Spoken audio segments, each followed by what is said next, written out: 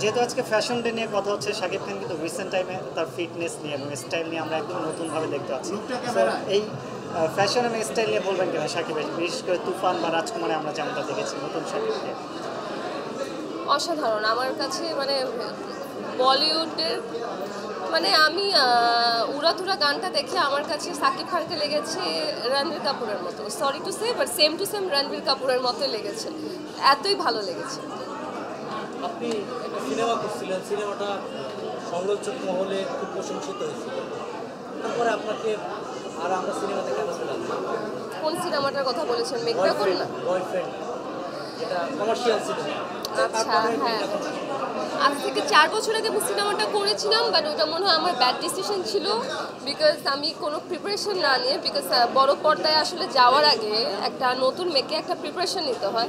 আমি আসলে হুট করে সিনেমাটা করে ফেলেছিলাম, বাট পরে আমার কাছে মনে হয়েছে এভাবে ধাপধুপ কাজ না করে টাইম নিয়ে একটু বড় কাজ করা বেটার।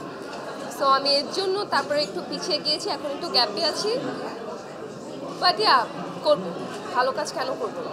মাঝে আপনাকে নাটকেও খুব রেগুলার দেখলাম, এখন একটু কম দেখতেছি। এখন একটু বেছে বেছে কাজ করি, আগে তো গণহারে কাজ করেছে, বেছে বেছে কাজ করলে দর্শকরা একটু কমই দেখে, ভালো কাজই দেখে। নাটকে হিরো হিসেবে কাকে বেশি? আমার সবাইকে ভালো লাগে, এইরকম কোশ্চেন আছে না, আমার সবাইকে ও কার সাথে কাজ করতে ভালো লাগে? সবার সাথে কাজ করতে ভালো লাগে। হ্যাঁ অবশ্যই, তার সাথে কাজ করতে তো কার না ভালো লাগে, সে একজন tremendous actor, I am so sorry. অবশ্যই ভালো লাগে, যার থেকে কাজ করে কিছু শেখা যায় তার সাথে কাজ করতে অবশ্যই ভালো লাগে। আচ্ছা, যেহেতু শাকিব খানের কথা আসলো, তুফানের প্রশংসা করলেন এবং শাকিব খানের আপনি একজন ফ্যান বলা যায়, শাকিব খানের রিসেন্ট সম্প্রতি সিনেমাগুলো আমরা দেখেছি যে উনি কলকাতা থেকে একটু নায়িকা নিচ্ছেন বা ইন্ডিয়া থেকে নায়িকা ইম্পোর্ট করছেন আমাদের দেশে। তো আমাদের দেশে যে আপনি যেমন আছেন, অনেক তো ট্যালেন্টেড মেয়েরা আছে যাদেরকে হয়তো অপোজিটে নেওয়াই যায়। তো এই বিষয়টা একটু দুঃখ লাগে কিনা, বা এরকম যে আমরা অপরচুনিটি পাচ্ছি না, বাট বাইরের একটা মেয়ে পাচ্ছে শাকিব খান অপোজিটে, এটা নিয়ে একটু বলবেন কিনা আপনার থটটা কি? সবসময় কি সে বাইরে থেকে নায়িকা নিচ্ছে?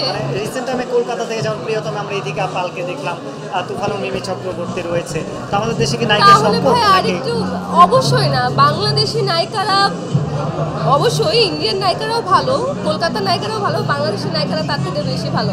অ্যান্ড ওয়েট করেন, বাংলাদেশ থেকেও ধামাকা আসবে। তাহলে এই ব্যাপারটা কেন হচ্ছে, এটা নিয়ে একটু আপনি একটু মেসেজ দিবেন শাকিব খানকে, যেহেতু আপনিও রয়েছেন অনেক ফিট, আপনারা অনেকেই কিন্তু রয়েছেন, আমরাও চাই যে বাংলাদেশে কেউ আসুক তার অপোজিটে। আমি এখন কি বলবো, শাকিব খানকে কি মেসেজ দিব যে একটু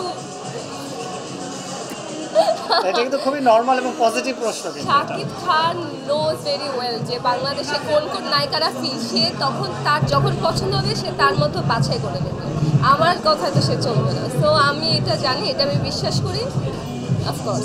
সামনে কোনো আপনার কাজে কথা হচ্ছে কিনা, আপকামিং কোনো কাজ সম্পর্কে? হ্যাঁ, কাজ তো আমি কোরবানিতে নাটকের কাজ করছি। আপনারা তো নাটক নিয়ে এত ইন্টারেস্টেড না, আপনারা সিনেমা নিয়ে ইন্টারেস্টেড। শেষে একটু নাটক নিয়ে, যেহেতু আপনি মন খারাপ করেছেন। আমি মন খারাপ করি নাই, থ্যাংক ইউ সো মাচ। আমরা শুনতে চাই আমরা ধারাবাহিক নাটক বা নাটক আসছে ঈদেও কিছু আপনার, সেগুলো সম্পর্কে একটু বলে যদি শেষ করি।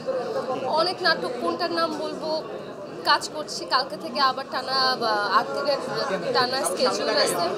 হ্যাঁ, কালকে থেকে আবার টানা শুটিং আছে। সো আসার সময় আমি আমার ফেসবুকে আপডেট দিয়ে দিই। That's it. Thank you. Thank you so much.